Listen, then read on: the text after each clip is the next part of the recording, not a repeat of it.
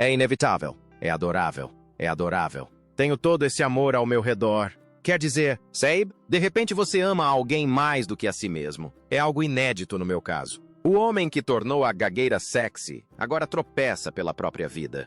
Hugh Grant, o inglês de cabelos desgrenhados que transformou a timidez em arte, construiu sua carreira interpretando o bobo charmoso que sempre conquistava a garota. Mas eis a cruel ironia que ninguém previu.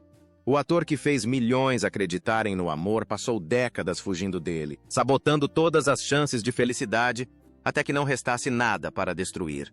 Aos 65 anos, rodeado de riqueza e com 5 filhos de 2 mães diferentes. Ele vive o que deveriam ser seus anos dourados, mas quem o conhece diz que a luz se apagou há muito tempo. O que aconteceu com o homem que um dia teve tudo? E por que ele passou a vida inteira destruindo tudo isso? Nascido em 9 de setembro de 1960, em Hammersmith, Londres, Hugh John Mungo Grant chegou a um mundo de privilégios refinados da classe média alta. Seu pai, James Murray Grant, vendia tapetes após uma carreira militar, enquanto sua mãe, Finvola Susan MacLean, lecionava latim e francês em uma escola pública na zona oeste de Londres.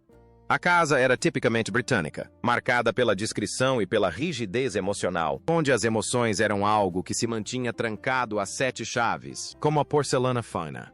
O jovem Hugh frequentou a exclusiva Latimer Upper School antes de ingressar no New College de Oxford para estudar literatura inglesa. E foi lá, entre as torres imponentes e os pretensiosos estudantes de teatro, que a insegurança começou a se cristalizar. Amigos daquela época o lembram como alguém extremamente engraçado, mas estranhamente distante, alguém que conseguia cativar uma sala inteira mantendo todos à distância. Ele se juntou à Sociedade Dramática da Universidade de Oxford e descobriu que podia se esconder atrás de personagens em vez de ser ele mesmo, um truque que usaria pelas próximas 4 décadas. Após se formar em 1982, Grant mergulhou no mundo brutal da atuação profissional sem absolutamente nada a seu favor, exceto um sotaque refinado e maçãs do rosto proeminentes. Seu primeiro filme, Privileged, filmado enquanto ainda estava em Oxford, desapareceu sem deixar rastro.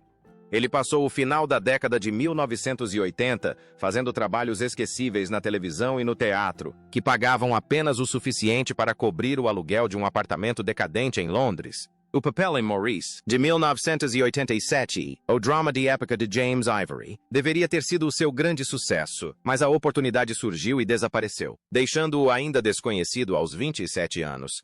Aos 30 anos, ele considerava seriamente desistir de tudo. A rejeição era constante. O dinheiro inexistente e, ao contrário de seus colegas de Oxford que seguiram carreira em finanças ou direito, ele não tinha nada a mostrar por suas escolhas, exceto a crescente sensação de que havia cometido um erro terrível. 4 casamentos e tudo depois. Então chegou 1994 e tudo mudou com 4 palavras. Ainda está chovendo? Aquela frase de abertura de 4 casamentos e um funeral, proferida com timing perfeito em uma cena perfeita de manhã seguinte, catapultou Hugh Grant para o estrelato tão rapidamente que provavelmente lhe causou uma lesão cervical. O filme custou 4 milhões de dólares americanos para ser produzido e arrecadou 245 milhões de dólares americanos em todo o mundo, tornando-se o filme britânico de maior bilheteria da história até então. Da noite para o dia, o ator de 33 anos, que lutava para se firmar na carreira, tornou-se a personificação da fantasia de toda mulher. Autodepreciativo, emocionalmente disponível e britânico o suficiente para fazer a gagueira parecer sofisticada. Richard Curtis escreveu o papel especificamente para ele, reconhecendo algo que o próprio Grant não percebia. Que sua timidez não era um defeito, mas uma característica, algo que o tornava acessível em vez de ameaçador. O Globo de Ouro chegou em 1995 e, de repente, Hollywood queria uma fatia do novo produto de exportação britânico. Em Razão e Sensibilidade, 1995, ele contracenou com Emma Thompson e provou que podia interpretar Austen. Em 1999, Notting Hill levou a fórmula a níveis absurdos, uma dona de livraria namorando a maior estrela de cinema do mundo e de alguma forma conseguiu torná-la crível. O filme arrecadou 364 milhões de dólares americanos em todo o mundo e consolidou a posição de Grant como o rei das comédias românticas. O cara que conseguia vender um encontro fofo até para o público mais cínico. Em O Diário de Bridget Jones, de 2001, ele pôde interpretar um papel completamente diferente do habitual, como o canalha Daniel Cleaver, pura bajulação e nenhuma redenção, e o público adorou vê-lo ser tão detestável. Aos 40 e poucos anos, Hugh Grant já havia participado de filmes que, juntos, arrecadaram mais de 3 bilhões de dólares nas bilheterias. Ele era, sob todos os critérios mensuráveis, um enorme sucesso. Então, por que em 27 de junho de 1995, no auge absoluto de sua fama, ele jogou tudo fora no Sunset Boulevard? A noite que quebrou a ilusão. Divine Brown custou $60. Foi o que Hugh Grant pagou por um encontro no Sunset Boulevard, em seu BMW branco. E esses $60 se tornaram a transação mais cara de sua vida. A polícia de Los Angeles prendeu os dois por conduta indecente em local público e, pela manhã, a foto policial já havia circulado o mundo. Lá estava ele. O charmoso cavalheiro britânico, com um ar simultaneamente culpado e desafiador, flagrado fazendo algo tão estupidamente espetacular que até seus críticos mais ferrenhos custavam a acreditar. Não se tratava de um escândalo ambíguo onde se pudesse distorcer a narrativa. Os fatos eram simples, sórdidos e impossíveis de negar. As consequências deveriam tê-lo destruído. Em vez disso, fizeram algo muito mais estranho. Tornaram-no mais famoso. Grant participou do programa Tonight Show com Jay Leno e enfrentou a pergunta que todos queriam ver respondida. Em que diabos você estava pensando? Perguntou Leno. E Grant, num momento de brilhante honestidade ou de calculada tentativa de minimizar os danos, simplesmente disse: acho que na vida você sabe o que é bom e o que é ruim. E eu fiz uma coisa ruim, e pronto. A plateia aplaudiu. A America, como se viu, adorava um bom pedido de desculpas. E a culpa britânica autoflagelante de Grant funcionava perfeitamente para as câmeras. Em poucos meses, seu cachê havia aumentado. Os estúdios perceberam que o escândalo tinha feito algo mágico. Tornou-o real, falível, humano, o galã romântico perfeito com um toque sombrio. Mas eis o que a imprensa não destacou, e o que o próprio Grant só abordou indiretamente nos anos seguintes. Elizabeth Hurley o apoiou. Em meio à humilhação, ao frenesi dos tabloides e aos monólogos cômicos noturnos, ela permaneceu. A atriz mais bela da Grã-Bretanha, que poderia ter escolhido qualquer um, optou por perdoar o homem que a desrespeitou publicamente da maneira mais degradante possível. Isso deveria ter servido de alerta para ele. Aquele deveria ter sido o momento em que ele percebeu o que tinha e mudou de rumo, mas não foi. Em vez disso, estabeleceu um padrão que definiria os próximos 25 anos.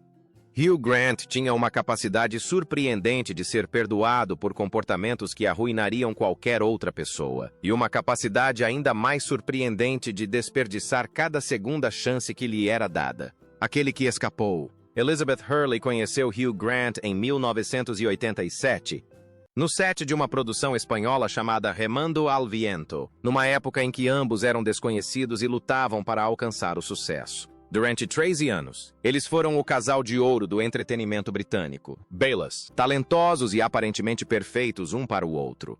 Ela o apoiou durante os anos difíceis, celebrou com ele a conquista e esteve ao seu lado durante o período de Divine Brown. Eles desfilaram juntos no tapete vermelho, faziam um ao outro rir e, segundo todos os relatos, se entendiam genuinamente de uma maneira rara em relacionamentos em Hollywood. Todos presumiam que eles acabariam se casando. Todos estavam enganados. Em maio de 2000, eles anunciaram a separação. A declaração oficial foi educada, vaga e tipicamente britânica. Eles continuam amigos próximos e não têm mais nada a declarar. Sem escândalo, sem confronto dramático, apenas um fim discreto para o que deveria ter sido uma parceria para a vida toda. Nos anos que se seguiram, ambos falaram com cautela sobre o que deu errado, mas o quadro que emerge é de partir o coração em sua simplicidade. Grant não conseguia se comprometer. Ele a amava, por sua própria admissão, mas algo dentro dele se retraía diante da permanência. Hurley queria casamento e filhos, a progressão normal de um relacionamento sério. Grant queria rotas de fuga e uma negação plausível, o equivalente emocional a manter um pé fora da porta. Eis a tragédia. Grant sabia que estava cometendo um erro mesmo enquanto o cometia. Em uma entrevista de 2016, ele admitiu que não se casar com Hurley provavelmente foi uma tolice. Eu provavelmente deveria tê-la pedido em casamento e feito dela minha esposa, disse ele, com aquele tipo de arrependimento melancólico que não muda nada. Naquela época, Hurley já havia se casado, se divorciado, tido um filho e seguido em frente com a vida. Ela havia construído algo além do relacionamento deles. Grant, por sua vez, passou esses mesmos anos oscilando entre casos passageiros e uma crescente reputação de solteiro mais avesso a compromissos em Hollywood. Os anos conturbados. Depois de Hurley, veio o caos. De 2004 a 2007, Grant namorou Jemima Khan, a socialite britânica e ex-esposa da lenda do cricket paquistanês Imran Khan. Ela era linda, inteligente e vinha de uma família muito rica. O relacionamento deveria ter dado certo. Em vez disso, seguiu o mesmo padrão. Uma conexão intensa seguida por um afastamento emocional de Grant. Khan tem sido diplomática em entrevistas, mas amigos da época sugeriram que ela considerava exaustiva a incapacidade dele de discutir o futuro. Eles se separaram em 2007 e Grant voltou a ser o solteiro mais cobiçado de Londres, um título que começava a soar mais triste do que inspirador para um homem perto dos 50 anos. Então veio Tinglan Hong. A atriz chinesa teve um breve relacionamento com Grant, que resultou no nascimento de uma filha, Tabitha, em setembro daquele ano. A resposta de Grant foi reveladora. Ele reconheceu a paternidade, ofereceu apoio financeiro, mas deixou claro que eles não estavam juntos. "Estou muito feliz por ser pai", disse ele à revista People em uma declaração que, de alguma forma, conseguiu soar ao mesmo tempo responsável e emocionalmente distante. A situação ficou ainda mais complicada. Em 2012, enquanto mantinha um relacionamento intermitente com Hong, Grant também se envolvia com Anna Eberstein, uma produtora de televisão sueca. Hong deu à luz seu filho, Felix, em dezembro de 2012. Eberstein deu à luz o terceiro filho de Grant em setembro de 2012. Você leu certo. Hugh Grant teve 2 filhos, nascidos com 3 meses de diferença, com 2 mulheres diferentes. Os tabloides fizeram a festa. Eberstein teria mais 2 filhos com Grant em 2015 e 2018. 5 filhos no total, de 2 mães diferentes. E em nenhum momento durante esse período, Grant sugeriu que estava construindo algo que se assemelhasse a uma estrutura familiar tradicional. Foi somente em maio de 2018, aos 57 anos, que ele finalmente se casou com Anna Eberstein em uma cerimônia discreta em Londres. A carreira que ele passou a odiar. Enquanto sua vida pessoal desmoronava, a vida profissional de Grant morria de forma mais lenta e pública. Os anos 2000 não foram gentis com o rei das comédias românticas. O filme Letra e Música, 2007, arrecadou respeitáveis 145 milhões de dólares americanos em todo o mundo. Mas as críticas foram mornas e a fórmula já estava desgastada. Você já ouviu falar dos Morgans? 2009. Foi um fracasso retumbante, arrecadando apenas 85 milhões de dólares americanos contra um orçamento de 58 milhões de dólares americanos, e sendo duramente criticado pelos críticos que observaram que assistir Grant interpretar o mesmo inglês atrapalhado pela 100ª vez havia perdido a graça. O fiasco de Cloud Atlas em 2012 o viu coberto por uma maquiagem bizarra em um projeto dos irmãos Wachowski que confundiu a todos que o assistiram. Grant admitiu posteriormente que odiou a experiência e se sentiu humilhado pelo resultado. Mas eis a questão. Hugh Grant também detestava comédias românticas. Em entrevista após entrevista ao longo dos anos 2000, ele deixou seu desprezo pelo gênero abundantemente claro. Ele afirmou que as comédias românticas estavam abaixo de seu talento e sugeriu que a única razão pela qual continuava a fazê-las era o dinheiro. Isso pega muito mal. Insultar o trabalho que o tornou famoso, os diretores que o contrataram e o público que comprou ingressos. É também uma honestidade quase admirável. Grant realmente não suportava aquilo em que era melhor, o que levanta uma questão incômoda.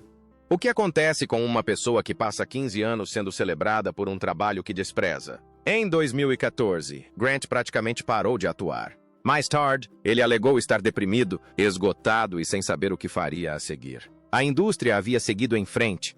Aos 54 anos, ele era velho demais para interpretar o protagonista romântico e famoso demais para se dedicar a papéis coadjuvantes. Estava estagnado. Rico, mas irrelevante, vendo atores mais jovens assumirem os papéis que poderiam ter impulsionado sua carreira se ele tivesse começado a transição uma década antes. As pessoas que ele afastou.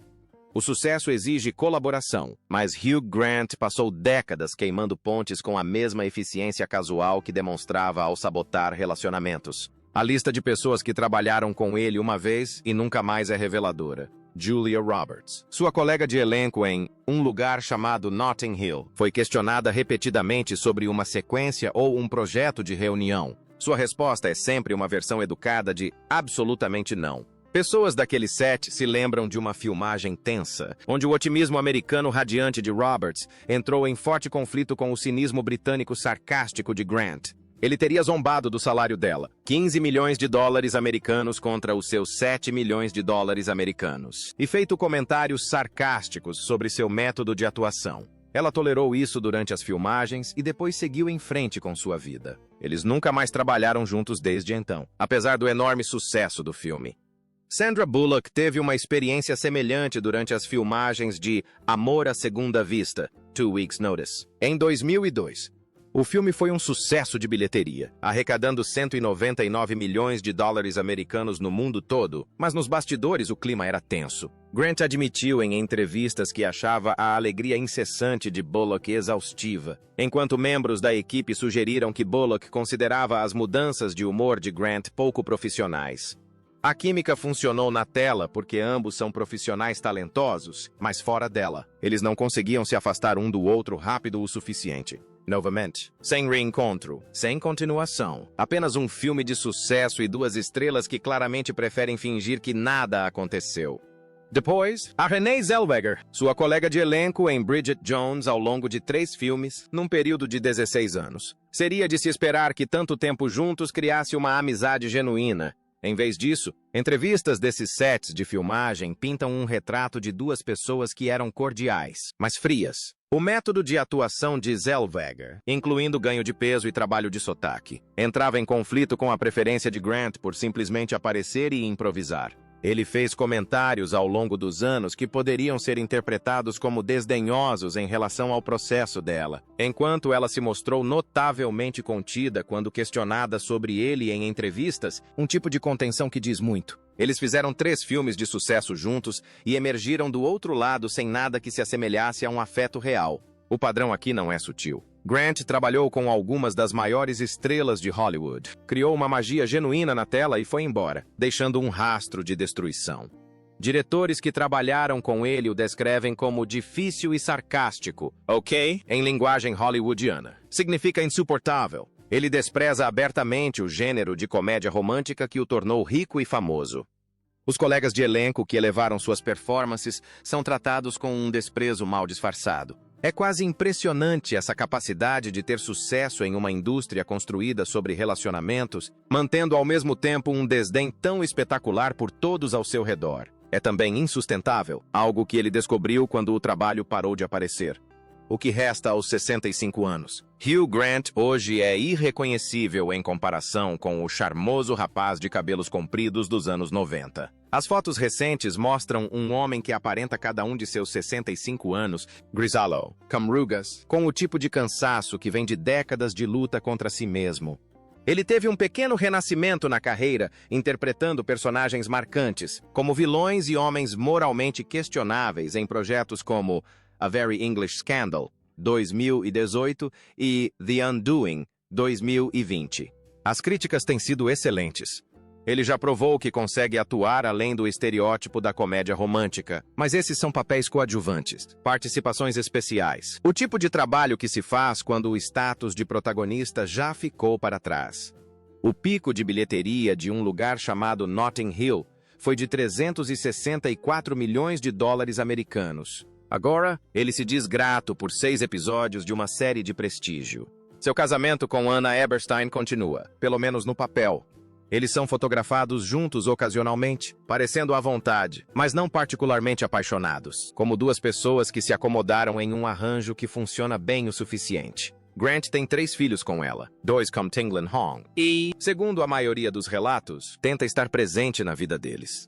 Mas pessoas próximas à família sugerem que a situação é complicada. Os filhos de Hong vêm com menos frequência. Essa família reconstituída exige uma coordenação que lembra mais uma fusão corporativa do que o calor de um ambiente familiar.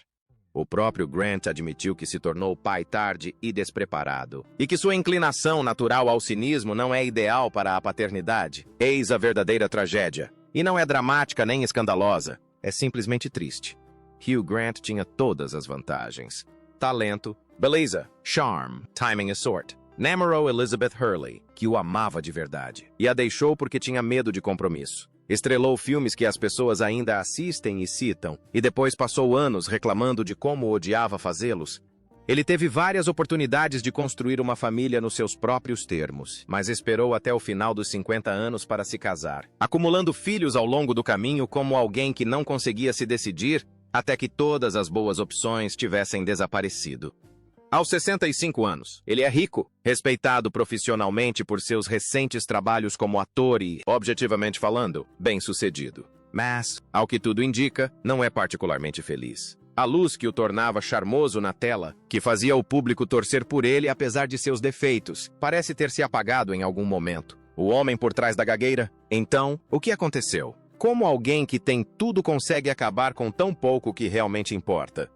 A resposta mais simples é a autossabotagem, que Grant tem algum problema psicológico profundo que o leva a destruir tudo de bom em sua vida. Isso provavelmente é parcialmente verdade. O incidente com Divine Brown não foi um acidente nem um momento de fraqueza. Foi uma escolha deliberada a arriscar tudo por algo sem importância. O tipo de decisão que só faz sentido se uma parte de você quiser ser pega. O padrão nos relacionamentos, sempre fugindo quando as coisas ficam sérias, sugere alguém aterrorizado com a intimidade real e as escolhas de carreira, rejeitando o gênero que o tornou famoso, rompendo relações com colegas de elenco, só fazem sentido se forem entendidas como uma forma de punição, seja para si mesmo ou para a indústria que nunca o levou a sério como ator dramático. Mas há algo mais em jogo também, algo mais sutil e mais britânico. Grant cresceu num mundo onde a honestidade emocional era sinal de fraqueza, a vulnerabilidade era motivo de vergonha, e a resposta adequada a sentimentos profundos era uma piada autodepreciativa e uma mudança de assunto. Ele construiu uma carreira interpretando personagens que personificavam exatamente essa visão de mundo. Homens charmosos que usavam o humor e o constrangimento para evitar serem verdadeiramente vistos. A tragédia é que ele não conseguiu separar a atuação da pessoa.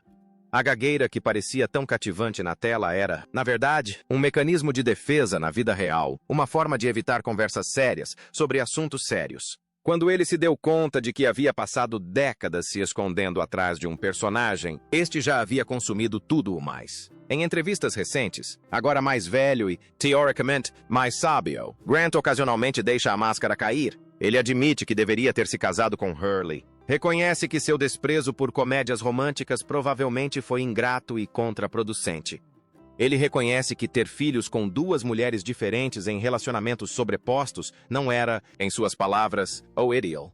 Esses momentos de honestidade são quase dolorosos de assistir, porque chegam tarde demais para mudar alguma coisa. São as constatações que você deveria ter aos 35 anos, não aos 65. É o tipo de autoconsciência que poderia ter salvado seus relacionamentos, sua trajetória profissional, sua felicidade, se tivesse chegado algumas décadas antes. O que o futuro reserva para Hugh Grant? Mais papéis de personagem. Provavelmente, ele é bom em interpretar canalhas e vilões, papéis que lhe permitem usar o sarcasmo natural que o tornou um protagonista romântico tão difícil. O casamento com Anna Eberstein provavelmente continuará, porque qual é a alternativa aos 65 anos com 5 filhos? Divórcio? Recomeçar?